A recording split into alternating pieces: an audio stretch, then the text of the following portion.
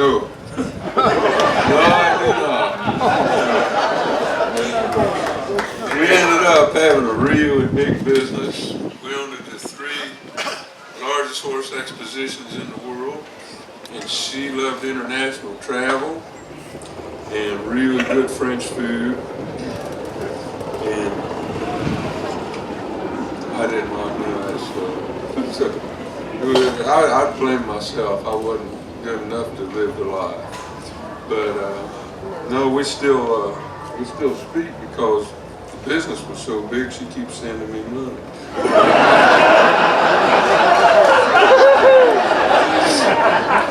It was kind of, I don't know if you ever see, this is off the topic, but if you ever see the guy in the Chevrolet truck, he's our site manager. His name's Rouse Kusenberg.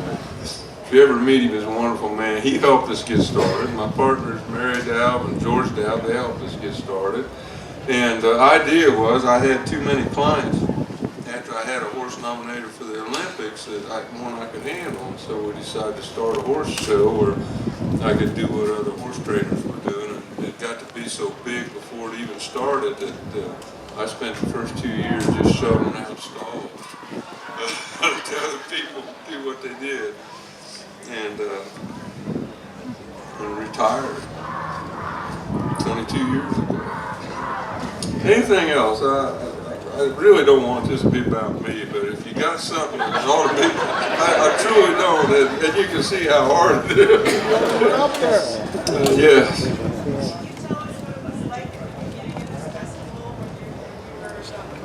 Oh yeah. The question is, can I tell what the beginning of this festival was like? It was like this when we lived there.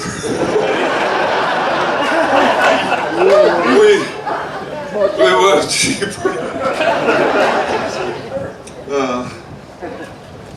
But just so you know, we did good with your money. The very first year we made a profit, which wasn't right off the bat. Mary and I sat down in the living room, threw the profit in the living room floor and said, how's this going to change our lives? And that's when we started the scholarships, and we've sent a lot of people to college.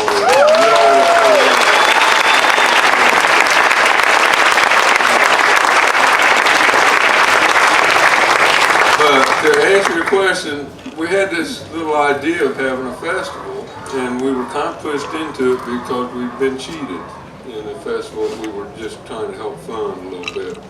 And so we got together out of my little old farmhouse in Ohio, and we did all the work ourselves. Well, and my mother helped. And we were just sitting around a table for weeks, and I think even months. We were doing mailings, and we were designing flyers, and we were taking the stuff to the mail room, and we were trying to figure out how to advertise, and we were contacting bands and stuff.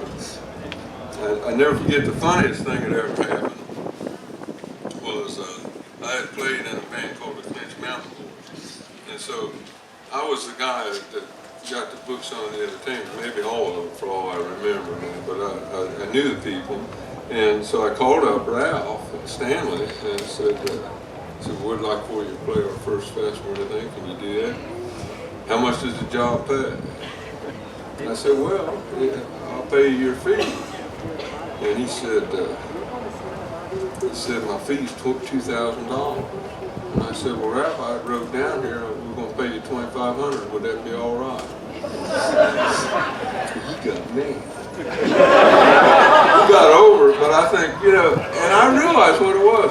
Those guys back in those days were so used to arguing for every penny that nobody had ever come to them and said, here's what we got, and we want you to have it, And the same thing happened with bands like Hot Rods and Nashville Bluegrass Band. A lot of those bands have played back then, So that was great. That was a great thing. And to this day, we don't do that ourselves anymore. We have a wonderful person down in Nashville that does it, but we give her a good budget too. So it feels good, And folks, you get what you pay for. And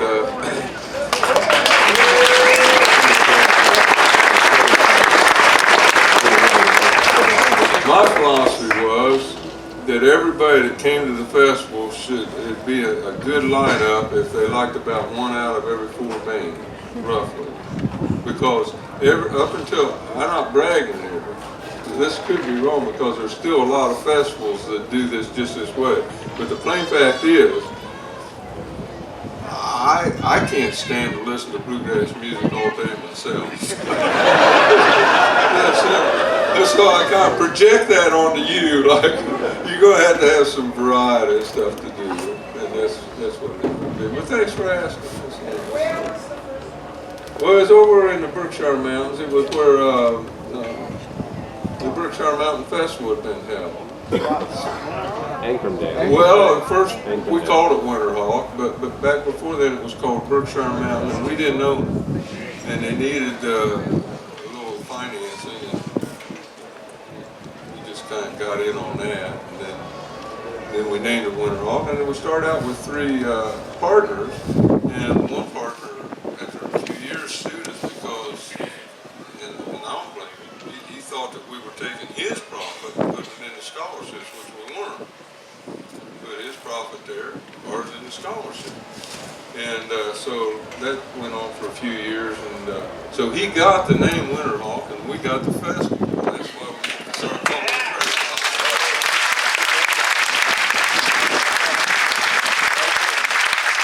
To this day, I think there's a Winterhawk festival up in there somewhere. Oh my gosh! Thank you.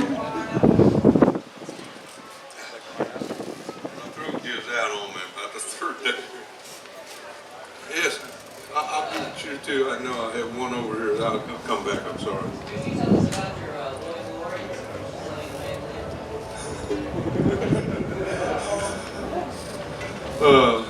yeah. Well, I traded an apartment house for it. I really did. And the question was, can I tell you about my Lloyd Lord man and my approach to playing man? And I can answer the second part of the question easier first. The mandolin makes you play. Mandolins of that quality just make you play what comes out of it. And they don't, the music, anybody's ever heard that July 9th, 1923 mandolin of Bill Monroe's knows there's no other instrument that sounds like it. Anybody up here got to hear Joe Val's mandolin? It was a 1923 Lord. There were no other mandolins like it. Anybody's ever heard Frank Wakefield's mandolin? Even though he baked it and sanded it, put his initials in it, it's a 1923 February mandolin. I've never heard mandolins like it. Mine's February 26, 1923, and I don't think there's any other mandolins like it. Doesn't matter what I play on it. What I play on it for myself is different than what I play for audiences because I got music that I just really like. It goes slow and soulful. It has the ancient tones in it, and then it sounds that I got to hear in the mountains when I was a little redneck. But the mandolin itself is, it was in an attic for 30 years. It was purchased by a lady that played for the Boston Symphony Mandolin Orchestra.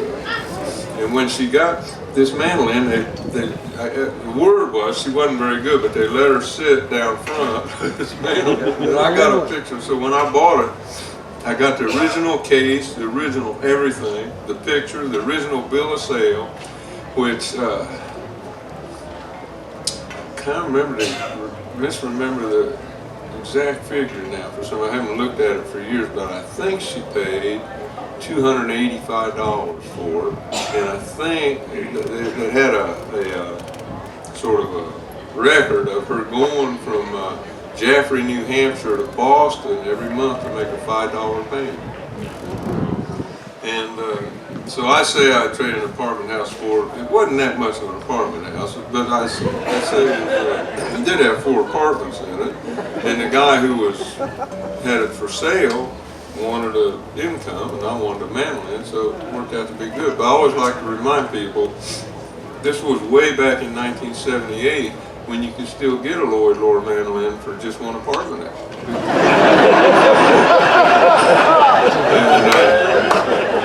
The sad part about having Lord Manlins now is there was a time not too long ago, less than a decade, when all the guys that had them, I guess there's 99 of us somewhere,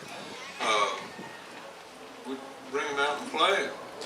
But they don't anymore. They can't. They can't afford to. And I can't afford not to. I love the thing so much. I have other manlins at home. I actually have a 1911 F2 that was built by Orville Gibson himself. But it's just not the same manlin, you know. So that the one I get to play. And yesterday I was so thrilled. I hope nobody's here because I'm probably the only person that thought this. But when we did that John Duffy song, after all these years of not playing like John and loving the man so much, just when it came up, it just came out. You know, I was so excited. I thought, man, just for one moment I took over that Duffy thing and it was just the exact notes he played. And I'd never even tried it on the Lord. You know, I just had him in my mind, and then, but Duffy was so much in my heart, I guess. So I hope that answers the question.